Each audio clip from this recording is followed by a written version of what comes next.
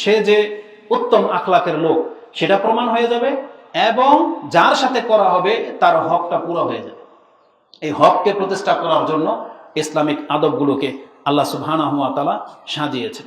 যদি আমি আরবদের মতো অত চমৎকার করে তো হয়তো আপনাকে বোঝাতে পারবো না, তবে কাল থেকে এই পর্যন্ত না হলেও 100টা বক্তব্য আমি সার্চ করেছি যে ইসলামিক আদবের গুরুত্ব, ইসলামিক আদব কি, এগুলো নিয়ে বহু বক্তব্য পেয়েছি, কিন্তু আদবটাকে গুরুত্বের সাথে তুলে ধরবে এমন কোনো বক্তব্যই পেলাম না। তবে একজন শেখ, যিনি ডক্টর সুলাইমান আর রোহাইলি হাফেজাহুল্লাহ, তার বক্তব্যের মধ্যে এতটুকু কাটপিস পেলাম, তিনি বর্তমান সময়ের মুসলিমদেরকে উদ্দেশ্য করে একটা উপদেশমূলক কথা বলেছেন। তার মধ্যে যখনই এই কথাটা এসেছে যে ইসলামিক আদবগুলোকে রক্ষা করে চলার গুরুত্ব কত, তখন তিনি আল্লাহর কসম করে 3 বার তারপরে জাতিকে বলেছেন, বর্তমান মুসলিমরা যদি আমাদের সালাফদের মতো ইসলামের আদবগুলো শিক্ষা করত তাহলে কি হতো। 3টা জিনিস বলেছেন, তাহলে তারা বহু ফিতনাকে প্রতিহত করতে পারত। আজকে আমরা ইসলামিক আদবগুলো মেনে চলে না বিদায় আমরা বহুভাবে ফিতনার শিকার হয়ে যাচ্ছি। আমরা ফিতনায় পড়ে যাচ্ছি শুধু ইসলামিক আদব রক্ষা না করার কারণে। যদি ফিতনা ধরেন মহিলা সংক্রান্ত হয়, তাহলে আমরা কেন ইসলামিক আদব মানি না? এখানে কোন ফিতনায় পতিত হই? যে ইসলাম আমাদেরকে শিক্ষা দিয়েছে যে মহিলাদেরকে বলা হয়েছে তোমরা নাকি সুরে কোনো পুরুষের সাথে কথা বলবা না এবং পর্দার আড়াল থেকে কথা বলবা, যদি বলতে হয় পর্দার আড়াল থেকে। কিন্তু আমরা যখন এই আদবটা নিলাম না, তখন আজকে অধিকাংশ মানুষ এই নারী সংক্রান্ত ফিতনায় জড়িয়ে গেছে। সম্পদের ফিতনা কি? আমাদেরকে বলা হয়েছে যেটা হালাল সেটা গ্রহণ করো, হারামের দিকে যেও না। তা আমরা যখন ইসলামিক এই আদব নিলাম না, তখন আমরা অধিকাংশ মানুষ সম্পদের ফিতনায় পতিত হয়েছি। আমাদেরকে বলা হয়েছে কথা বলতে গেলে ভদ্রতার সাথে কথা বলবা, কিন্তু আমরা যখন মূর্খামি করি, কিছু হলেই রেগে যাই, আক্রোশমূলক গিয়ে আচরণ করি, তখন ঝগড়া লেগে যাচ্ছে, তখন মন মালিন্যতা তৈরি হচ্ছে, তখন একে অপরের উপরে আঘাত লেগে যাচ্ছে। এই ফিতনায় জড়িয়ে যাচ্ছি শুধু ইসলামের এই একটা আদবকে রক্ষা না করার কারণে। তো তিনি কসম করে বলতেছেন যে বর্তমান মুসলিমদের উচিত আমাদের পূর্বের সালাফদের আদর্শ মোতাবিক ইসলামিক আদবের শিক্ষা গ্রহণ করা, যেমনটা তারা রাসূলুল্লাহ সাল্লাল্লাহু আলাইহি ওয়াসাল্লাম থেকে শিক্ষা গ্রহণ করেছিলেন। কিভাবে খেতে হবে, বসতে হবে, কথা বলতে হবে। কত সাহাবী তো আছে ইসলামিক এই আদব শিক্ষা পাওয়ার কারণে ইসলামে গ্রহণ করে নিয়েছেন। সালমান ফারসি সম্ভবত তিনি বলেন, যখন আমি প্রথম ইসলাম আমার অন্তরে ঢুকে যায়, এই কথাগুলো শুনে আমি যখন দেখলাম রাসূলুল্লাহ সাল্লাল্লাহু আলাইহি ওয়াসাল্লামকে মানুষ ঘিরে রেখেছে, তখন আমি উকি মেরে দেখলাম তার চেহারাটা এবং ভাবলাম যে এটা কোনো মিথ্যুকের চেহারা হইতে পারে না। তখন তার মুখ থেকে সর্বপ্রথম যে উপদেশ বাণীগুলো আমি শুনেছি, এটা আমার অন্তরের ভিতরে ইসলামকে একবারে গেঁথে দিয়েছিল।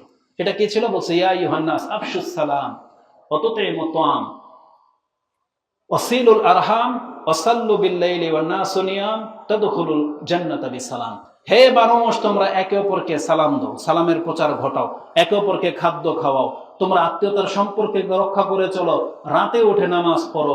এগুলো করে নিলে সম্মানের সাথে জান্নাতে প্রবেশ করতে পারবে। তিনি বলতেছেন এটা ইসলামের আদব শিক্ষা, এটাই তিনি ইসলাম গ্রহণ করে নিলেন, তারপরে কালেমা পড়ে নিলেন। তো কথা হচ্ছে যে ইসলামিক আদবের গুরুত্ব অনেক বেশি। তো তিনি বলেছেন তাহলে কি হবে? আমরা বহু ফিতনাকে প্রতিহত করতে পারবো। দ্বিতীয় উপকার হবে, তাদের মতো দিন প্রতিষ্ঠা করা সম্ভব হবে। দিন প্রতিষ্ঠা তো এটাই যে আপনি ইসলামিক ভদ্র মোতাবেক চলবেন সবকিছুর ক্ষেত্রে, ডান হাতে খেতে হবে, বসে খেতে হবে, সবগুলো কথা ইনশাল্লাহ এর মধ্যে আসবে। এবং তৃতীয় ফায়দা হলো, তিনি বলেছেন তাহলে সম্মানিত হওয়া এটা আপনি স্পষ্টভাবে প্রত্যক্ষ করতে পারবেন। যেই সাহাবীদের নাম নিলে আজকে আমরা রাদিয়াল্লাহু তাআলা আনহু বলি যে তাদের উপর আল্লাহ সন্তুষ্ট, তারা যতটা সম্মানিত আমাদের কাছে, আমরা অতটা সম্মানিত হতে পারতাম যদি তাদের মতো আমরা ইসলামিক আদবগুলো গ্রহণ করতাম। কারণ তারা কিন্তু সম্মানিত হয়েছে ইসলামিক আদবগুলো গ্রহণ করার কারণে। তারা কথা বললে সালাম দিয়ে কথা বলতেন, ডান হাতে আদান প্রদান করতেন, মেহমানদের সম্মান করতেন, মেহমানরাও মেজবানের গুরুত্ব বুঝতেন, তাদেরকে সাথে নিয়ে খেতেন, একজন আরেকজনকে ছাড়া খেতেন না। তারপরে একে অপরের স্যাক্রিফাইসের ক্ষেত্রে সবচেয়ে উত্তম পন্থাটাই অবলম্বন করতেন। এইভাবেই কিন্তু মানুষ একে অপরকে সম্মান দেখায় এবং সম্মান প্রাপ্ত হয়। কিন্তু আমরা যখন অন্যকে সম্মান করি না, এজন্য আমাকেও কেউ সম্মান করে না। আজকে আমাদের সবার অবস্থা হয়ে গেছে তেমন। আজকে যেমন আমরা বড়দেরকে শ্রদ্ধা করি না, আমরাও যখন বড় হব তখনই ছোটরা আমাদেরকে পাত্তা দেবেন। কিন্তু আমরা সবাই যদি ইসলামের নিয়মটা ফলো করতাম, তাহলে যেই সম্মানটা আমরা আজকে বড়দেরকে দেখাবো, আমরাও যখন বড় হব তাহলে আমাদেরকেও রেসপেক্ট সম্মান করার মতো এমন জাতি আল্লাহ সৃষ্টি করে দিতেন, কিন্তু আমরা সেটা হারিয়ে ফেলতেছি। সবাই নিজের ইগো নিয়ে বেঁচে আছি, কেউ কাউকে তিরস্কার করতে সামান্যতম দ্বিধা করি না, যা ইচ্ছা তাই বলে দিচ্ছি। একটু পরে সে কথাগুলো আসবে। তো ইসলামের আদবের গুরুত্ব সম্পর্কে আমি এতটাই বলতে পারি, যে সম্পর্কে স্পেসিফিক কোন আয়াত আর হাদিস তো আপনার কাছে পেশ করা যাবে না। কেন যাবে না? কারণ পুরো ইসলামটাই হচ্ছে একটা আদব। ইসলামের প্রত্যেকটা শিক্ষাই গুরুত্বপূর্ণ। যারা সেটা গ্রহণ করতেছেন না তারা কত ক্ষতির মধ্যে আছেন সেই সম্পর্কে আপনাকে ইঙ্গিত করে দিই, যে অবশ্যই আমাদেরকে সব ক্ষেত্রে ইসলামিক আদবগুলোকে খেয়াল রাখতে হবে। আর এর গুরুত্ব কতটা, একটা দিক দিয়ে বুঝাই যে ইসলামের আদবের গুরুত্ব কত। প্রত্যেকটা সাইডে তো আছে, কথা বলার মধ্যে আদব আছে, খাবারের মধ্যে আদব আছে, ঘরের মধ্যে ঢোকার আদব আছে, ইবাদতের মধ্যে আদব আছে, কারো সাথে লেনদেন সম্পর্ক করার ক্ষেত্রে আদব আছে। আসুন দেখায় যেটা গুরুত্ব কত। যদি আপনি কথা বলার ক্ষেত্রে ইসলামিক আদব রক্ষা না করেন তাহলে আপনার কতটা ক্ষতি হতে পারে, আর যদি আদব রক্ষা করে কথা বলেন তাহলে কতটা আপনার উপকার হতে পারে, এই সম্পর্কে একটা কথা আপনাকে বলে দিই। আল্লাহ সুবহানাহু ওয়া তাআলা কোরআনে আমাদেরকে বলেছেন, এই কোরআনটা নাজিল হয়েছে যেই উদ্দেশ্যগুলো নিয়ে, হচ্ছে যারা আল্লাহকে মেনে চলে তাদেরকে সুসংবাদ দেবে এই কোরআন, আর যারা আল্লাহকে মেনে চলে না তাদেরকে সতর্ক করেছে এই কোরআন, এবং যারা মুখে অত্যন্ত বাজে কথা বলে তাদেরকে সতর্ক করার জন্য নাজিল হয়েছে এই কোরআন।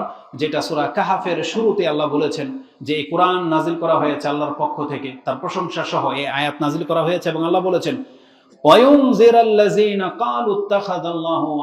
এবং তাদেরকে সতর্ক করার জন্য এই কোরআন নাজিল হয়েছে যারা বলে যে আল্লাহ সন্তান গ্রহণ করেছে। আল্লাহ সুবহানাহু ওয়া তাআলা তাদেরকে কত বড় ধমক দিয়েছেন বা সতর্ক করেছেন, মা লাহুম বিহি মিন ইলমি ওয়ালা লিআবাইহিম কাবুরাত কালিমাতান তাখরুজু মিন আফওয়াহিহিম ইয়াকুলুনা ইল্লা কাযিবা। আল্লাহ বলতেছেন এদের বাপদাদারও জ্ঞান ছিল না, এদেরও নাই, যারা আল্লাহ সম্পর্কে এত বাজে মন্তব্য করে। কাবুরাত মাকতান ইনদাল্লাহ, আল্লাহর কাছে কত বড় পাপ তাদের এই মুখের কথা, আর তারা মিথ্যা ছাড়ার কোনো কিছু বলে না। তাহলে আল্লাহ বলতেছেন যারা মুখে এরকম বাজে কথা বলে তাদেরকে সতর্ক করার জন্য এই কোরআন নাজিল হয়েছে। অতএব মুখের লাগাম পরাতে হবে, এই জবানের হেফাজত করতে হবে। আল্লাহ সম্পর্কে যে কোনো ধরনের বাজে কথা মন্তব্য কেউ যদি তার মুখে পেশ করে, তো জেনে নেন এই ব্যক্তির কপালে উলু লেগে যাবে। আমরা বলি না ওর কপালে উলু আছে, মানে এর কপাল মন্দ, সে কাফের হোক অথবা মুসলিম হোক। আমরা আমাদের মুসলিম মা বোনদেরকে সতর্ক করতে চাচ্ছি, এবং ব্যক্তিদেরকে যারা কিছু থেকে কিছু হলেই মন্দ বাক্য উচ্চারণ করে, সেটা স্বামীর ক্ষেত্রে হোক, সন্তানের ক্ষেত্রে হোক, অথবা আল্লাহ সুবহানাহু ওয়া তাআলার ক্ষেত্রে হোক, তারা দ্বিধা করে না। হয়তো ধান রৌদ্র দিয়েছে, বৃষ্টি চলে আসলো, তখন সে বাজে একটা মন্তব্য করে ফেললো। অনেক সময় এটা হয়, মানে তার অনুকূলে যদি হয় ঠিক আছে, তার প্রতিকূলে হলেই, বিপরীত হলেই দেখা যায় একটা মন্তব্য করে ফেললো। না, খবরদার, আল্লাহ সুবহানাহু ওয়া তাআলা সম্পর্কে মন্তব্য করার ক্ষেত্রে চিন্তা ভাবনা করে মন্তব্য করতে হবে। এবং অনেক ভাই বোন আছেন যারা আল্লাহর কাছে হয়তো কোনো একটা কিছু চাচ্ছেন, কিন্তু আল্লাহ সেটা দিচ্ছেন না, বা আপনার মনে হচ্ছে যে পাচ্ছেন না। এই ধরনের ব্যক্তিরা আল্লাহ সম্পর্কে খুব বাজে মন্তব্য করে। এরা খুব বেশি আল্লাহ সুবহানাহু ওয়া তাআলা সম্পর্কে মানে এমন সব মন্তব্য পেশ করে যেটা কোনো কাফের হয়তো করবে না। আপনাদেরকে সতর্ক সাবধান হতে হবে। তাহলে আল্লাহ বলেছেন এই কোরআন দিয়ে আমি তাদেরকে সতর্ক করতে চেয়েছি যারা খুব বাজে মন্তব্য করে। এই জন্য সবার সাথে কথা বলার ধরন এক হবে না। বিষয়ে যখন হবে রাসূলুল্লাহ সাল্লাল্লাহু আলাইহি ওয়াসাল্লামের সাথে কথা বলা, আল্লাহ সুবহানাহু ওয়া তাআলা কি বলেছেন? তোমরা সতর্ক সাবধান হও। এই রাসূল যাকে তোমরা একটা মানুষ রূপে পেয়েছো, কিন্তু সে আল্লাহর রাসূল, তার সাথে কথা বলার ক্ষেত্রে ভদ্রতা আল্লাহ শিক্ষা দিয়েছেন। যদি তোমরা সেই ভদ্রতা অবলম্বন না করো, তোমার আমল সব বরবাদ হয়ে যাবে, তুমি টেরই পাবে না। আল্লাহ বলেছেন সেটা আপনি পাবেন কোথায়? সূরা আল হুজুরাত 49 নম্বর সূরার শুরুতে আল্লাহ বলেছেন, ইয়া আইয়ুহাল্লাযীনা আমানু লা তারফাউ আসওয়াতাকুম ফাওকা সাওতিন নবী। তোমরা খবরদার, তোমাদের গলার সাউন্ড যেন রাসূলের সাউন্ডের চাইতে উপরে না যায়। মানে রাসূল সাল্লাল্লাহু আলাইহি সাল্লাম যতটা ভলিউমে কথা বলেন, তার চাইতে তোমার কথার ভলিউম বেড়ে যাবে। খবরদার, এটা তুমি করতে পারবে না। আর ওয়ালা তাজহার লাহু বিল কাউলি কাজাহারি বাদিকুম লিবাদ। তোমরা একে অপরকে যেভাবে সম্বোধন করো, ওই হে, ওই ভাই, বা যেরকম ভাবে আমরা একে অপরকে ডাকি, খবরদার রাসূলকে কিন্তু তোমরা বাইরে থেকে এইভাবে সম্বোধন করে ডেকো না। তাহলে কি হবে? আনতাহবাতা আমালুকুম ওয়া আনতুম লা তাশউরুন। তোমার আমল যে কখন বরবাদ হয়ে যাবে তুমি টেরও পাবে না। কত বড় ধমক দিয়েছেন আল্লাহ সুবহানাহু ওয়া তাআলা। তাহলে রাসূলুল্লাহ সাল্লাল্লাহু আলাইহি সাল্লামের মান এমন যে যার কথার সামনে আপনি উচ্চ গলায় কথা বলতে পারবেন না, যার বিধানের উপরে, তাহলে আপনি আঙ্গুল তুলেন কিভাবে? রাসূলুল্লাহ সাল্লাল্লাহু আলাইহি সাল্লামের সুন্নাহর ক্ষেত্রে যেটা রাসূল থেকে প্রমাণিত হয়ে গেছে, আপনি সেই জায়গায় আপনার ইমামকে কিভাবে প্রাধান্য দেন? তাহলে ভয় করতে হবে আপনাকে যে আপনার আমলগুলো কিন্তু বরবাদ হয়ে যাবে। এই জন্য বলা হয়েছে যে বিদআতীদের কর্ম কবুল হয় না, বরবাদ হয়ে যাবে। কারণ আল্লাহ সুবহানাহু ওয়া তাআলা বলেছেন যেটা আমি করিনি, রাসূল বলেছেন, তাহলে সেটা আল্লাহ সুবহানাহু ওয়া তাআলা কি করবেন? ছুঁড়ে ফেলে দেবেন, ফারাদ্দু, সেটা মারদুদ, প্রত্যাখ্যাত, আল্লাহ রাসূল সাল্লাল্লাহু আলাইহি ওয়াসাল্লাম বলেছেন। এই জন্যই বলেছেন, কারণ আমল বরবাদ হয়ে যায় যদি রাসূল সাল্লাল্লাহু আলাইহি ওয়াসাল্লামের উপরে কেউ যেতে চায়। তো কথা বলার ক্ষেত্রে আদব রক্ষা করে চলতে হবে। এটা কিন্তু অধিকাংশ মানুষ আল্লাহ এবং তার রাসূলের ক্ষেত্রে সেটাকে হয়তো আপনি গুরুত্বের সাথে নিচ্ছেন না। এটা কিন্তু ধর্মীয় ব্যাপার, আপনাকে এটাকে অবশ্যই গুরুত্বের সাথে নিতে হবে। একজন ব্যক্তি যদি কথা হিসাব কিতাব করে না বলে, আদব রক্ষা করে না বলে, তার কত বড় ক্ষতি হতে পারে এই সম্পর্কে একটা হাদিস নিয়ে নেন, যে হাদিসটি ইমাম বুখারী এবং মুসলিম কোট করেছেন। বুখারীতে হাদিসটি রয়েছে কিতাবুর রিকাকের মধ্যে 6478-এ। এই 6470 থেকে নিয়ে 80 পর্যন্ত 10টা হাদিস হিফজুল লিসান, জবানের হেফাজত করার ক্ষেত্রে ব্যবহার হয়েছে। তার মধ্যে একটা হাদিস আবু হুরায়রা থেকে, আনিন নবী সাল্লাল্লাহু আলাইহি ওয়াসাল্লাম ক্বালা ওয়া ইন্নাল আবদা লা ইয়াতাকাল্লামু লা ইয়াতাকাল্লামু বিল কালিমাত মিন সাখাতিল্লাহ। কতক বান্দা এমন আছে যে মুখ থেকে এমন একটা জুমলা, এমন একটা কথা উচ্চারণ করলো, যেই কথাতে আল্লাহকে একেবারে নাখোশ করে দিল, অসন্তুষ্টি করে দিল। মা ইয়াতাবায়্যানু মা ফিহা, সে পরবাও করে নাই যে তার কথার মন্দ তিক্ততা কত, সে পরবাও করে নাই। আর আরেকটা বর্ণনায় আসছে, লা ইউলকি লাহা বালান, সে ওই দিকে ভ্রুক্ষেপ করে নাই যে এটাতে আমার ক্ষতি কি হবে, সে একটু ভ্রুক্ষেপ করে নাই। রাসূল বলেছেন ইয়াহউই বিহা ফি জাহান্নাম, এই একটা কথার কারণে সে স্লিপ করে জাহান্নামে পড়ে যাবে, শুধু মুখের একটা কথার কারণে। তার মানে কি, আপনি হাঁটতেছেন শুকনা জায়গায়, নিচে গর্ত, অনেক সময় দেখবেন পা স্লিপ করে আপনি গর্তে, যেটা আপনি কোনোদিন ভাবতেও পারেন নাই যে আপনি এত নিচে গিয়ে পড়বেন। তো রাসূল বলেছেন মুখের কথার লাগাম না থাকার কারণে সেই ব্যক্তি জাহান্নামে গিয়ে একবারে তলদেশে পতিত হবে। ইয়াহউই বিহা, এই কথার কারণে ফি জাহান্নাম, জাহান্নামের মধ্যে গর্তে পড়ে যাবে। এটা ইমাম বুখারী এবং মুসলিম কোট করেছেন। আর তিরমিজি রাহিমাহুল্লাহর শব্দ হলো, যেটা আপনি 2319 নম্বরে পেয়ে যাবেন, ওয়া ইন্না আহাদাকুম লা ইয়াতাকাল্লামু বিল কালিমাতি মিন সাখাতিল্লাহ, তোমাদের মধ্যে কতক ব্যক্তি আছে যে আল্লাহকে অসন্তুষ্টমূলক এমন বাক্য উচ্চারণ করে ফেলো, মা ইয়াজুন্নু আন তাবলুগু মা বালাগাত, সে মানে চিন্তাও করে নাই যে এটাতে কি পর্যন্ত সে পৌঁছতে পারে, চিন্তাও করে নাই একটু। রেজাল্ট কি, ফায়াকতুবুল্লাহু আলাই, আল্লাহ তার উপরে লিখে দেন সাখাতাহু, তার অসন্তুষ্টি। আল্লাহ তার উপরে লিখে দেন যে এই ব্যক্তির উপরে আমি অসন্তুষ্ট হয়ে গেলাম, ওর উপরে আমি আর কোনোদিন সন্তুষ্ট হব না, ইলা ইয়াউমিল কিয়ামা, আল্লাহ কিয়ামত পর্যন্ত এই ব্যক্তির উপরে অসন্তুষ্টি থেকে যান। কি মনে করে? যেমন ফেরাউন কি বলেছিল, আনা রাব্বুকুমুল আলা, কিন্তু বুঝতে পেরেছিল কি বলেছিল, কিন্তু কিয়ামত পর্যন্ত ওর উপরে আল্লাহ সন্তুষ্টি হন নাই। আল্লাহ ক্ষমা করতে চেয়েছিলেন, কিন্তু যখন ফিরল না তখন আল্লাহর উপর তার সন্তুষ্টি হলেন না। ইবলিস এমন কথা বলে দিয়েছিল যে আল্লাহর প্রতি আর সন্তুষ্টি হলেন না। সে যুক্তি দাঁড় করিয়েছিল, আল্লাহর কাছে ক্ষমা না চেয়ে যুক্তি দাঁড় করিয়েছিল যে আনা খায়রুম মিনহু, আমি তো এর থেকে উত্তম। আল্লাহ সুবহানাহু ওয়া তাআলা ইবলিসের উপর একবারে চিরতরে অসন্তুষ্ট হয়ে গেলেন। তাহলে আমাদের মুসলিমদেরকেও এই ঘটনাগুলো স্মরণ রেখে চিন্তা ভাবনা করে কথা বলতে হবে। বিশেষ করে আমাদের নেতা শ্রেণীর ব্যক্তিরা যখন মাইক পায় তখন মুখে এমন কিছু কথা বলে, সে ভাবতেও পারে না যে এটা আল্লাহর কাছে কত বড় পাপ হিসেবে গণ্য হবে। সে ইসলাম সম্পর্কে, রাসূল সম্পর্কে, কোরআন সম্পর্কে, ইসলামের বিধান সম্পর্কে এমন এমন মন্তব্য পেশ করে দেয়, এই ব্যক্তির নসিব হবে না আর তওবা করে মরা, জেনে নেন। এই জন্য খুব সতর্ক সাবধান হয়ে কথা বলতে হবে। যারা পয়সাওয়ালা হয়ে গেছেন, ক্ষমতাবান বা কিছু, আপনি হিসাব করে কথা বলতে হবে। আমাদেরকে কিন্তু সতর্ক করে দেওয়া হয়েছে, না হলে আল্লাহ সুবহানাহু ওয়া তাআলা এমন না হোক যে আপনার উপরে কিয়ামত পর্যন্ত অসন্তুষ্টি না থেকে যান। আল্লাহ আমাদেরকে হেফাজত করুন, আমিন। তো এমনকি আরেকটা হাদিসে বলা হয়েছে, যে হাদিসটি ইমাম তিরমিজি তার ঈমানের অধ্যায় আহমিয়াতিস সালাহ, সালাতের গুরুত্ব সম্পর্কে হাদিসটি বর্ণনা করা হয়েছে, যেটা আপনি 26-16-তে পেয়ে যাবেন, 2616 নম্বরে। মুআয বিন জাবাল রাদিয়াল্লাহু তাআলা আনহু বর্ণনাকৃত একটা হাদিস। সবার শেষে রাসূলুল্লাহ সাল্লাল্লাহু আলাইহি ওয়াসাল্লাম তাকে বললেন, আলা আদুল্লুক আলা উখবিরুকা বিমালাকি যালিকা কুল্লি, একজন ব্যক্তি পরিপূর্ণ ইসলাম পালন করে জান্নাতে চলে যাবে। কিন্তু আমি কি তোমাকে এমন একটা কথা বলবো না যেই ঘটনাটা ঘটলে তার জান্নাতে যাওয়া দুষ্কর হয়ে যাবে? যেমন গুড়ে পানি ঢেলে দেওয়ার মতো। আমরা বলি না যে গুড়ে পানি ঢেলে দেওয়া, বা আপনার পুরো মেহনতের উপরে পানি ঢেলে দেওয়া। মানে আপনি এক কদম শুধু দিলেই জান্নাত, কিন্তু আটকে গেলেন, জাহান্নামে যেতে হলো আপনাকে কোনো একটা কারণে। এমন একটা বিষয়কে বলবো না? বলছে বালা ইয়া রাসূলুল্লাহ, অবশ্যই বলবেন যে আমি এত মেহনত করলাম জান্নাত পাওয়ার জন্য, আর সব বিফলে যাবে, এমন কি ব্যাপার আছে? তখন মুআজ বিন জাবল বলতেছেন যে ফা আখাযা বিলিসানিহি, রাসূল তার জিহ্বাটাকে টেনে ধরলেন এবং বললেন কুফু আলাইকা হাযা, তোমার এই জিহ্বাটাকে তুমি সংযত রাখো, কারণ এটা এত মারাত্মক জিনিস। তোমার এই জিহ্বা এমন একটা বাক্য উচ্চারণ করে দেবে যে তোমার জীবনের সমস্ত আমল বরবাদ হয়ে যেতে পারে। বলছে কুফু আলাইকা হাযা। তখন ভয় পেয়ে মুআজ বিন জাবল বলতেছেন যে ইয়া রাসূলুল্লাহ, আইন্না লা মুআখাযুনা বিমা নাতাকাল্লামু আও বিমা নাতাকাল্লামু বিহি, আমরা আমাদের মুখ থেকে যে কথা বলি এটার জন্য আমাদেরকে ধরা হবে?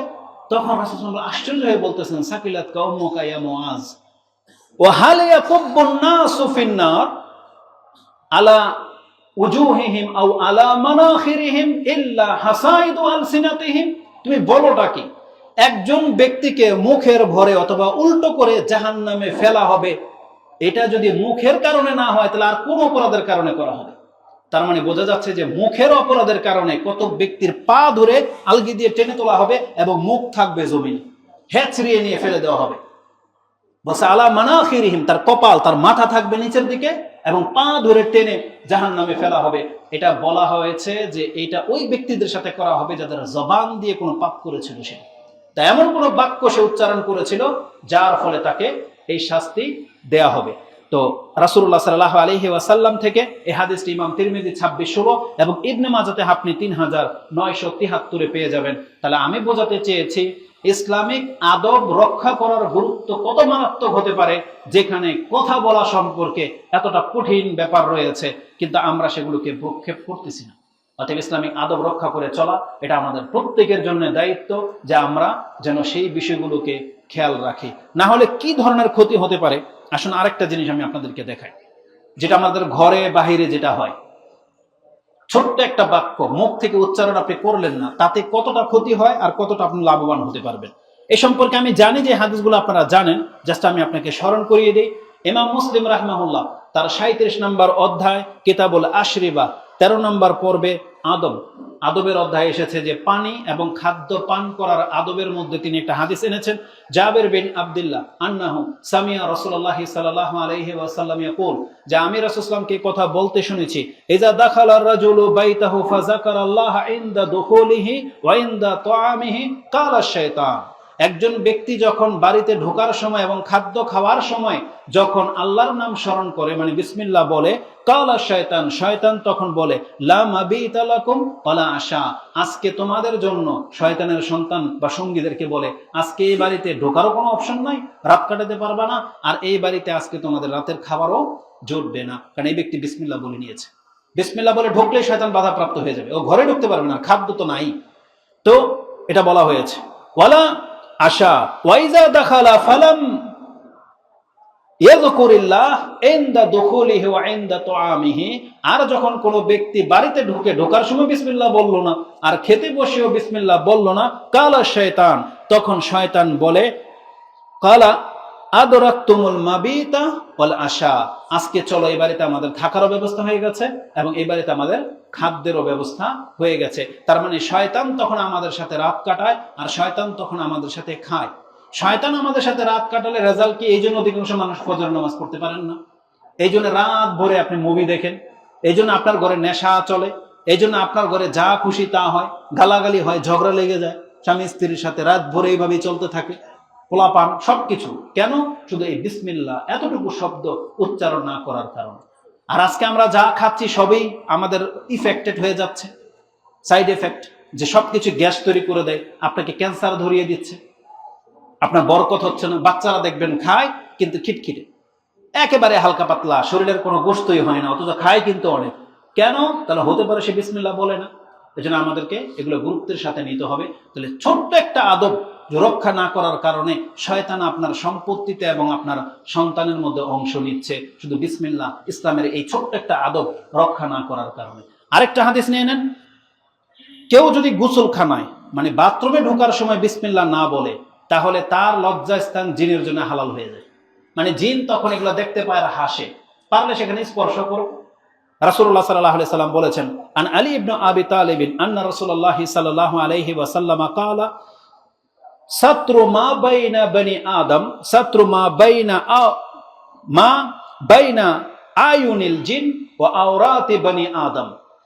জিনদের চোখের মধ্যে, আয়ুনিল জিন চোখের দৃষ্টির মধ্যে, আর আদম সন্তানের লজ্জাস্থানের মধ্যে পর্দা হলো বনি আদম ইজা দাখালা আহাদুকুমুল খালাআ আইয়াকুলু বিসমিল্লাহ। যখন কোনো ব্যক্তি খালি ঘরে নির্জন জায়গায় মানে বাথরুমের ভিতরে কাজা হাজতের জন্য প্রস্রাব পায়খানা করার জন্য যায়, তখন বিসমিল্লাহ বলাটা হলো একটা পর্দা। এটা জিন আর তার লজ্জাস্থানের মাঝে পর্দা পড়ে যায়। মানে কোনো ব্যক্তি যদি বিসমিল্লাহ বলে ঢোকে, আপনি কাপড় খুলবেন, জিন আর আপনার লজ্জাস্থান দেখতে পাবে না। সে যদিও আপনার কাছেই থাকুক না কেন, কিন্তু দেখতে পাবে না। এটার মূল বিষয় হলো, বর্তমানে এডিটিং করে অনেক কিছু করা হয়। যেমন একজন ব্যক্তির খবর পড়া হচ্ছে, তার চেহারা ঘোলা, দেখতে পাচ্ছেন না আপনি, এডিট করে চেহারাটাকে মুছে দেওয়া হয়েছে। তাহলে এটা যদি এডিট করে সম্ভবপর হয়, আপনি জেনে নেন আল্লাহর কালাম, আল্লাহর নামের মধ্যে সেই ক্ষমতা আছে যে জিন তখন আর কিছু দেখতে পায় না। আল্লাহ সুবহানাহু ওয়া তাআলা সেই ব্যবস্থা করে রেখেছেন। অতএব এই হাদিসটি আপনি তিরমিজিতে পেয়ে যাবেন 606 নম্বর হাদিসে। তার মানে ইসলামের ছোট্ট একটা আদব, আজকে যদি এটা আমরা আমলে না নেই, তাহলে আজকে আমাদের লজ্জাস্থানের যে ক্ষতিগুলো হচ্ছে, তার মূল পেছনে কারণ হলো আল্লাহ সুবহানাহু ওয়া তাআলার নাম উচ্চারণ না করার কারণে। আর যাদের সহবাসের পরে যে বাচ্চা হয়, সেখানেও বিসমিল্লাহর কথা আছে, যে বিসমিল্লাহ বললে শয়তান তখন সেখানে অংশ নিতে পারে না। এভাবে অনেকগুলো কথা আপনার কাছে দেখানো যেতে পারে। আরেকটা, এই বিসমিল্লাহ সংক্রান্ত বিষয়, কেউ যখন ঘর থেকে বের হয়, সে যদি, ইসলামের একটা আদব হলো, যদি সে এই দোয়া পড়ে বিসমিল্লাহ তাওয়াক্কালতু আলাল্লাহ লা হাওলা ওয়ালা কুওয়াতা ইল্লা বিল্লাহ, এই কথা বলে যখন সে ঘর থেকে বের হয়, আল্লাহর পক্ষ থেকে তাকে কি করা হয়, তাকে বলা হয় ইউকালু হিনা ইজিন, ওই সময় তার দোয়া পড়া শেষ হলেই বলা হয় হুদিতা, তুমি হেদায়েত প্রাপ্ত হয়ে গেলা, ও কুফিতা, যথেষ্ট করে ফেলেছ, এখন তোমার আর কেউ ক্ষতি করতে পারবে না, ও ওকিতা, তুমি একদম নিজেকে নিরাপত্তায় নিয়ে নিলে। এটা ফেরেশতার আল্লাহর পক্ষ থেকে বলা হয়। তখন ওই যে পাশের যে শয়তান একে ক্ষতি করার জন্য যে পদক্ষেপ নিয়েছিল, তখন ওই শয়তান আরেকটা শয়তানের কাছে বলে, কাইফা লাকা বিরাজুলিন কাদ হুদিয়া ওয়া কুফিয়া ওয়া উকিয়া, তুমি এখন একে কিভাবে ক্ষতি করতে পারবে? এটা আল্লাহর পক্ষ থেকে হেদায়েত পেয়ে গেল, নিরাপত্তা নিয়ে নিল এবং নিজেকে মুক্ত করে নিল, তাহলে এই ব্যক্তির উপর তোমার এবং কিভাবে ক্ষমতা চলবে? তার মানে ছোট্ট একটা দোয়া, বিসমিল্লাহ তাওয়াক্কালতু আলাল্লাহ ওয়ালা হাওলা ওয়ালা কুওয়াতা ইল্লা বিল্লাহ। বলে তো যারা পারেন না, তিনটা জিনিস, বিসমিল্লাহ তাওয়াক্কালতু আলাল্লাহ ওয়ালা হাওলা ওয়ালা কুওয়াতা ইল্লা বিল্লাহ, ওয়ালা হাওলা ওয়ালা কুওয়াতা ইল্লা বিল্লাহ। ইনশাআল্লাহ আজকে থেকে প্র্যাকটিস হয়ে যাবে। যদি এটা পড়েন, তাহলে আপনাকে শয়তান গোমরাহ করতে পারবে না, আপনার ক্ষতি করতে পারবে না। আল্লাহর পক্ষ থেকে একজন ফেরেশতা নিযুক্ত হয়ে যাবে, কুফিতা মানে যথেষ্ট হয়ে যাবে আপনার জন্য, এবং উকিতা আপনি নিরাপত্তা পেয়ে যাবেন। আল্লাহ আমাদেরকে তৌফিক দান করুন। তাহলে ইসলামের এই ছোট্ট একটা আদব আমরা রক্ষা করে চলি না বিদায় আজকে অধিকাংশ মুসলিমরা আমরা ঘর থেকে যখন বের হই, আমাদের যত রকমের গুমরাহি কাজ সেটা আমরা করি, মানুষের সাথে মূর্খামি করি, মানুষের সাথে আমরা নিজে অন্যকে লাঞ্ছিত করি, নিজেও লাঞ্ছিত হই। এই মর্মে আরেকটি দোয়া আছে, ওটাও আপনারা পড়বেন, যে আল্লাহুম্মা ইন্নী আউযু বিকা আন আদিল্লা আও উদাল আও আজিল্লা আও উজাল আও উজলিমা আও আজলামা আও আজহালা ও ইউজহালা আলাই। দেখে নেবেন, বিভিন্ন শব্দে হাদিসটা আছে যে আল্লাহ আমি তোমার কাছে আশ্রয় চাচ্ছি, আমি যেন কাউকে গুমরাহ না করি, কেউ যেন আমাকে গুমরাহ করতে না পারে, আমি যেন কারোর সাথে মূর্খামি না করি, কেউ যেন আমার সাথে মূর্খামি না করতে পারে, আমি যেন কাউকে লাঞ্ছিত না করি, কেউ যেন আমাকে লাঞ্ছিত করতে না পারে, আমি যেন কারোর উপর জুলুম না করি, আল্লাহ আমার উপর যেন কেউ জুলুম না করতে পারে। চিন্তা করা যায় ইসলাম, তাহলে ইসলাম অন্যকে জুলুম করা কখনোই শেখায় নাই, অন্যকে লাঞ্ছিত করা, অন্যের ক্ষতি করা, এটা ইসলাম কখনোই শেখায় নাই। কিন্তু আজকে আমরা ইসলামিক আদব মেনে চলি না বিদায় আজকে আমাদের দ্বারা সবকিছু হয়ে যাচ্ছে, অন্য লাঞ্ছিত হচ্ছে, আমাকেও লাঞ্ছিত করা হচ্ছে। সবকিছু আপনি ভেবে নেন যে বিষয়টা কতটা সেন্সিটিভ। অতএব ইসলামের এই আদবগুলো রক্ষা করে চলা এটা আমাদের উপর অত্যন্ত গুরুত্বপূর্ণ। যদি আমরা এটা না করি তাহলে বিভিন্নভাবে আমরা ক্ষতিগ্রস্তদের অন্তর্ভুক্ত হয়ে যাচ্ছি। ঠিক কথা বলার আদব, এটা আমি আপনাকে বুঝালাম। ঘরে ঢোকার বের হওয়ার আদব সম্পর্কে বুঝালাম। দোয়া করার ক্ষেত্রে আদব আছে। আপনি যে আল্লাহর কাছে চাইবেন কিছু, দোয়া করবেন, এটা আদব নাই? আজকে আমরা মনে করি যে আল্লাহর কাছে চাইলাম তো দিল না। না, আপনি আদবকে রক্ষা করেন নাই হয়তো, সেজন্য আপনি পাচ্ছেন না। ইসলামিক আদব আছে। এই জন্য রাসূল বলেছেন ইসলামের একটা আদব আজকে আপনি নিয়ে নেন, যে দোয়া করার ক্ষেত্রে আপনাকে সে আদব রক্ষা করে চলতে হবে। তাহলে হয়তো আপনি দোয়া কবুলযোগ্য হবে, না হতে সেটা এইভাবেই থেকে যাবে। এই মর্মে একটা হাদিস ইমাম বুখারী এবং মুসলিম কোট করেছেন, কিতাব দোয়ার অধ্যায়, দোয়া এবং জিকিরের অধ্যায়। বুখারীতে হাদিসটি ৮০ নম্বর অধ্যায় রয়েছে ৬৩৪০, এবং মুসলিমে হাদিসটি ৬৮২৮ নম্বরে পেয়ে যাবেন। আবু হুরায়রা তার বর্ণনাকারী, কালা রাসূলুল্লাহ সাল্লাল্লাহু আলাইহি ওয়াসাল্লাম ইউস্তাজাবু লিআহাদিকুম, তোমাদের প্রত্যেকের দোয়া কবুল হবে ততক্ষণ পর্যন্ত, মা লাম ইয়াজাল। আরেকটা বর্ণনা আসছে ইস্তাজাল, তোমাদের দোয়া ততক্ষণ পর্যন্ত কবুল হবে যতক্ষণ পর্যন্ত একজন ব্যক্তি তাড়াহুড়া না করবে। মা ইউজাল কিলা ওমা কিভাবে একজন ব্যক্তি তাড়াহুড়া করে, কোন বিষয়টাকে এটাকে গণনা করা হবে? রাসূল বলেছেন ইয়াকুল দাউতু রাব্বি কাদ দাউতু রাব্বি, এই তো আমি আমার রবকে কতবার ডাকলাম, কত দোয়া করলাম, ফালাম ইউস্তাজাবু লি, অথচ আল্লাহ এখন পর্যন্ত আমার দোয়া কবুল করলেন না। এই যে মন্তব্য, এটাই হলো কি? তাড়াহুড়া করা। আল্লাহ সুবহানাহু ওয়া তাআলা ওই ব্যক্তির এই দোয়া আর কবুল করবেন না যখন সে মন্তব্য করে দেবে। এখন আপনার প্রশ্ন জাগতে পারে, তাহলে কি আমি এখন দোয়া করতেই থাকবো আর বিপদ আমার 10 বছর ধরে লেগে থাকুক? এটা অধিকাংশ মানুষ মনে করেন যে আমি এক্ষণ দোয়া করলাম, এক্ষণ কেন কবুল হইল না? এটা আমরা অনেকে মনে করি। আপনি কি ভুলে গেছেন ইয়াকুব আলাইহিস সালামের ঘটনা? কতকাল তিনি অসুস্থ ছিলেন? ইয়াকুব আলাইহিস সালাম। আপনি কি ভুলে গেছেন ইব্রাহিম আলাইহিস সালামের ঘটনা? কত বছর তার সন্তান হয়নি? জাকারিয়া আলাইহিস সালামকে ভুলে গেছেন যে তিনি 80-100 বছরে গিয়ে সন্তান পাচ্ছেন? কিন্তু সে কি কোনোদিন কথা বলেছেন যে কত ডাকলাম আল্লাহর কাছে, এখন পর্যন্ত বাচ্চা হইল না, থাকার ডাকবো না? এটা বলে নাই। এই ঘটনাগুলো দিয়ে আমাদেরকে শিক্ষা দিয়ে দেওয়া হয়েছে যে তোমরা অপেক্ষা করো, হোক না সেটা 100 বছর, তোমার সন্তান আল্লাহ যদি দেওয়ার প্ল্যান করে থাকে তোমাকে দেবেনই দেবেন, এটাই হচ্ছে চূড়ান্ত। আর আল্লাহ যদি তোমাকে দুনিয়াতে সেই বিপদ থেকে না মুক্ত করে থাকেন, তাহলে আল্লাহ তো তোমার সাথে এটা ওয়াদা করে রেখেছে বান্দা, যে এর চাইতে বড় বিপদ দূর করে দেওয়ার প্ল্যান আল্লাহ করে রেখেছে। অথবা যদি দুনিয়ার এমন কোনো বিপদ না থেকে থাকে, আল্লাহ সুবহানাহু ওয়া তাআলা ইচ্ছা করে নিয়েছেন আর এই বিপদটাতে কোনো রকম কেটে যাবে, এই ব্যক্তির তো এত পাপ, এত জাহান্নামে যাবে, ঠাকুর দোয়াটাকে আমি রিজার্ভ করে রেখে দেই, কিয়ামতের মাঠে ওকে আমি ক্ষমা করে দেব। কিন্তু আপনি যখন বলবেন দাউতু রাব্বি ফালাম ইউস্তাজাবু লি, আমি তো আমার রবকে ডাকলাম, আমার রব তো আমার ডাকে সাড়া দিলেন না, তার মানে আপনার ফজিলতটা কেটে যাবে, আপনার মর্যাদাটা আপনি হারিয়ে ফেলবেন। অথচ আল্লাহ তিনি এটা নিজের কাছে রেখেছিলেন। গতকালকে উর্দুর একটা শব্দ এখানে দেখেছিলাম, ভুলে গেছি মেমোরিতে। তার কথাটা ছিল এরকম যে আমি তো আমার রবকে ডেকেছি, তার ফয়সালা অবশ্যই উত্তম, তিনি হচ্ছেন মহান, তিনি আমার জন্য যে ফয়সালা করে রেখেছেন সেই ফয়সালার উপরে আমার কোনো মন্তব্য আমি করব না। মানে আল্লাহর ফয়সালাটাই চূড়ান্ত। আমাকে বলা হয়েছে তুমি ইবাদত করো, ইবাদত করো মানে তুমি আমাকে ডাকো। আমি আপনাকে একটা কথা বলে দেই, নামাজ যে পড়তে আছেন প্রতিনিয়ত 5 ওয়াক্ত, আপনার কোনোদিন মনে এটা প্রশ্ন আসছে নামাজ কবুল হচ্ছে কি হচ্ছে না? প্রশ্ন আসে না?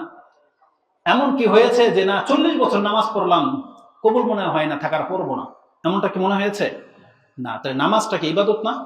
করতেই হবে। তাহলে দোয়াটাকে আপনি ওইভাবে কেন নেন না যে আমি দোয়া করতেই থাকবো, এটা আমার ইবাদত, কবুল হওয়া না হয় এটা আল্লাহর কাছে? তাহলে কি এই ব্যক্তি কোনোদিন দোয়া ছাড়বে? ছাড়বে না। এটা জেনে নেন, দোয়া হচ্ছে আমাদের ইবাদত। দোয়া নামাজের মতোই আমাদেরকে করতেই হবে। আল্লাহ সুবহানাহু ওয়া তাআলার মর্জি, যেদিন তিনি চাইবেন ইনশাআল্লাহ কবুল হয়ে যাবে। যেদিন আল্লাহ যে কাজের জন্য চাইবেন প্রয়োগ করিয়ে দিবেন। আল্লাহ যেটা আমাদের সাথে ওয়াদা করে রেখেছে, রাসূল বলেছেন 3টার একটা হবেই হবে, হয় তোমাকে তৎক্ষণাৎ সেটা দিয়ে দেওয়া হবে, অথবা তোমার কোনো বিপদকে আল্লাহ দূর করে দিচ্ছেন যেটা তুমি বুঝতেই পারতেছ না, আর না হয় আল্লাহ তোমার নাজাতের জন্য সেটাকে রিজার্ভ করে রেখে দিবেন। তো এই জন্য ইসলামিক আদব রক্ষা করে চলার চেষ্টা করেন। কোনো ব্যক্তি যেন দোয়ার ক্ষেত্রে তাড়াহুড়া না করেন, যেটা আজকে অধিকাংশ মা বোনদের এবং আমাদের কিছু ভাইদের মন্তব্য থেকে বুঝতে পারি যে তারা দোয়া করে করে হতাশ হয়ে যাচ্ছে, অথচ আল্লাহ সুবহানাহু ওয়া তাআলা তাকে পরীক্ষা করতেছেন এবং তার কাছে বিভিন্ন নবীদের ঘটনাও তুলে ধরেছেন, কিন্তু আপনি শিক্ষা নিচ্ছেন না, আপনি শুধু আপনার পছন্দ মতো কিছু চাচ্ছেন না, তাহলে আপনি হয়তো আল্লাহর কাছ থেকে পেয়ে যাবেন বা আল্লাহ আপনাকে আরো বেশি লাঞ্ছিত করে দেবেন, কিন্তু আপনি টের পাচ্ছেন না। বরং আল্লাহর কাছে আমাদের কাজ হচ্ছে শুধু দোয়া করে রেখে দেওয়া, ফয়সালাটা আপনি আল্লাহর উপরে ছেড়ে দেন। এটা হচ্ছে ইসলামিক আদব। তাহলে এতে কি হবে? আপনি আপনার কল্যাণ পেয়ে যাবেন আর ক্ষতিগ্রস্ত হওয়া থেকে আপনি বেঁচে যাবেন। তো এইভাবে প্রত্যেকটা বিষয়ের আদব রয়েছে, যেটা আমাদেরকে ইসলাম গুরুত্বের সাথে নিতে বলেছেন। আজকে আমরা সেই আদবগুলো রক্ষা করি না বিদায় আজকে আমরা বহুভাবে ক্ষতিগ্রস্ত এবং লাঞ্ছিত হচ্ছি। তো এই জাগতিক ইসলামিক আদবগুলো যেগুলো আমরা বলতে চাচ্ছি, এগুলো কোনো জাতিগত বা ব্যক্তিগত বিষয় নয় যে আমার ব্যক্তিগত ব্যাপার, এটা আমি করলে করি, না করলে না করি, বরং বিষয়টা তো ইসলামিক, বিষয়টা তো ধর্মীয়। এই জন্য ধর্মীয় ব্যাপারে আমার মনে হয় মুসলিম হিসেবে আমাদেরকে এটা মেনেই নিতে হবে। জুতা ডান পায়ে পরার জন্য কি হুজুর হওয়া জরুরি, মাদ্রাসায় পড়া জরুরি, নাকি মুসলিম হইলেই হয়? আপনি মুসলিম, তাহলে পড়েন না আজকে থেকে জুতা ডান পায়ে। ডান হাতে খাওয়া, বসে খাওয়া, এটার জন্য কি মাদ্রাসায় পড়া জরুরি? না। আপনি শিক্ষা গ্রহণ করেছেন, করেন না, আপনার মধ্যে এই ভদ্রতা দেখান, তাহলে তো হয়ে গেল। কিছু জিনিস আছে যেগুলো তো আপনি করেনি, শুধু আপনার ইচ্ছাটাকে শুধু প্রাধান্য দেন, ইচ্ছাটাকে শুধু প্রাধান্য দেন, তাহলে তো আপনি বলতে পারবেন যে আমি একজন মুসলিম। কিছু ক্ষেত্রে আপনি আছেন যে ইসলামের অনেক মেজর জিনিস পালন করতে পারেন না, সেগুলো ঘাটতি, কিন্তু যেটা পারেন সেটা তো করেন, তাতেও তো ইসলামের একটা ভাবমূর্তি ফুটে ওঠে।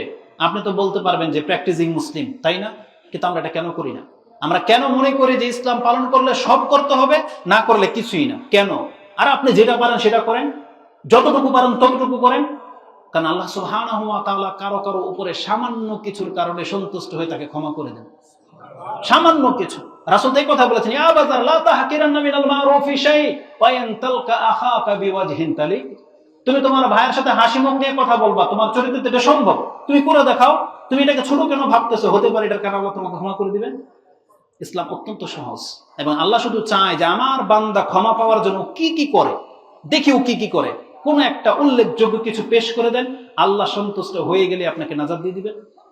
আল্লাহকে এক্সাম্পল দেখান নাই? একজন ব্যক্তি রাস্তার একটা গাছ কেটে দিয়েছিল শুধু এই জন্য যে মানুষের কষ্ট হচ্ছে, কেটে দিই, আল্লাহর কাছে পছন্দ হয়েছে, আল্লাহর পাপগুলো ক্ষমা করে জান্নাতি দিয়ে দিয়েছেন। এবার মুসলিম কোট করেছেন কিতাবুল বিররি ওয়াস সিলার মধ্যে পাবেন। তো আল্লাহ সুবহানাহু ওয়া তাআলার কাছে সামান্য কিছুর কদর আছে, কিন্তু সেটা হইতে হবে আল্লাহর সন্তুষ্টির জন্য, এটা হইতে হবে ইসলামিক মাফিক অনুযায়ী মোতাবেক। মানে যদি এটা রাসূলুল্লাহ সাল্লাল্লাহু আলাইহি ওয়াসাল্লামের দ্বীনের মতো না হয়, তাহলে যত বড় ভালো কাজে আপনি করেন না কেন, আল্লাহ সুবহানাহু ওয়া তাআলা কিন্তু সেটা আপনার কাছ থেকে গ্রহণ করবেন না। এই জন্য ইসলামিক আদবগুলো জানা অত্যন্ত জরুরি। এই জন্য ইসলামিক আদবগুলো মানা, এটা অত্যন্ত গুরুত্বের সাথে আপনাকে নিতে হবে। এর জন্য ইসলামের প্রথম আদব কি জানেন? দেখেন আল্লাহ আমাদেরকে শিখিয়েছেন। এই জন্য আল্লাহ বিধান নাজিল করার আগে প্রথম আয়াতই নাজিল করে দিয়েছেন কি? ইকরা, তুমি পড়ো। তার মানে আপনি কোরআন হাদিস পড়বেন, আপনি ইসলামের আদবগুলো জানতে পারবেন, আর জানতে পারলে আপনি মানতে পারবেন। আল্লাহ সুবহানাহু ওয়া তাআলা বলে দিয়েছেন কোরআনে, যেটা আপনি সূরা জুমারের মধ্যে পেয়ে যাবেন, 9 নম্বর আয়াত। আল্লাহ বলেছেন, কুল হাল ইয়াস্তাউই আল্লাযিনা ইয়ালামুনা ওয়াল্লাযিনা লা ইয়ালামুন। হে নবী, আপনি বলে দেন, যারা জানলো আর যারা জানে না, তারা কি সমান? তারা সমান না। তাহলে যেই ব্যক্তি জানলেন যে কথা বলতে গেলে সালাম দিয়ে কথা বলতে হয় এবং সামনের ব্যক্তির মর্যাদাকে রক্ষা করে কথা বলতে হবে, তাহলে আপনি কি তার প্রথমেই চান্সে গালি দিতে পারেন? তাকে কি ঝাড়তে পারেন? তার মানহানি করতে পারেন? পারেন না। তার মানে এটা হচ্ছে জানাওয়ালা ব্যক্তি। আপনাকে একটা কথা বলে দিই, ভদ্রতা মানে জ্ঞানী না। আর জ্ঞানী হলেই যে ভদ্র হতে হবে এটা জরুরি না।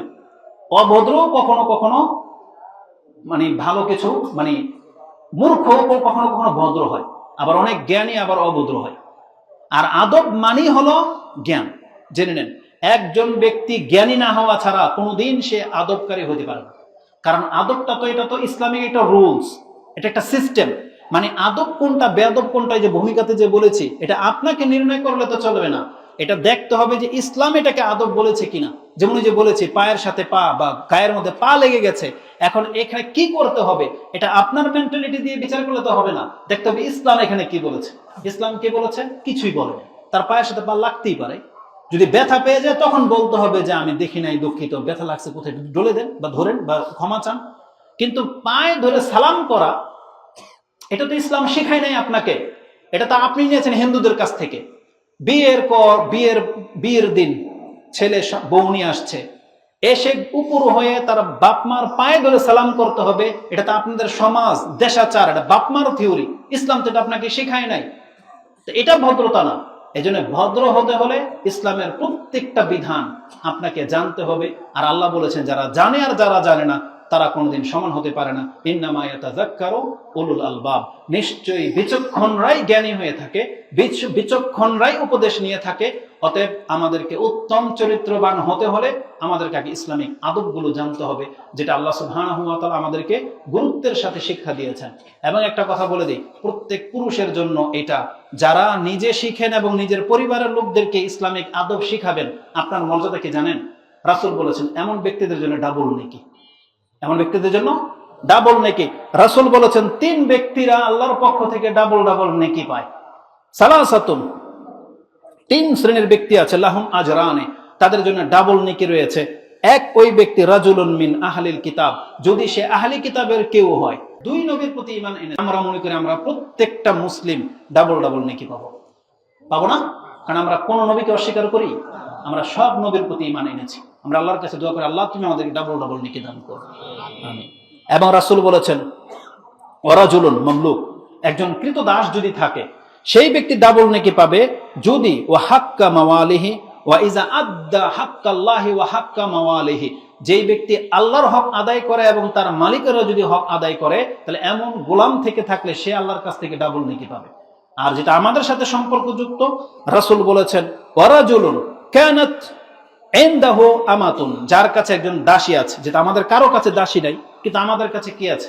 আমাদের স্ত্রীরা আছে, আমাদের মেয়েরা আছে, আমাদের বোনেরা আছে, আমাদের ঘরের মহিলারা আছে। তাহলে সেটা আপনি ওখানে প্রয়োগ করেন।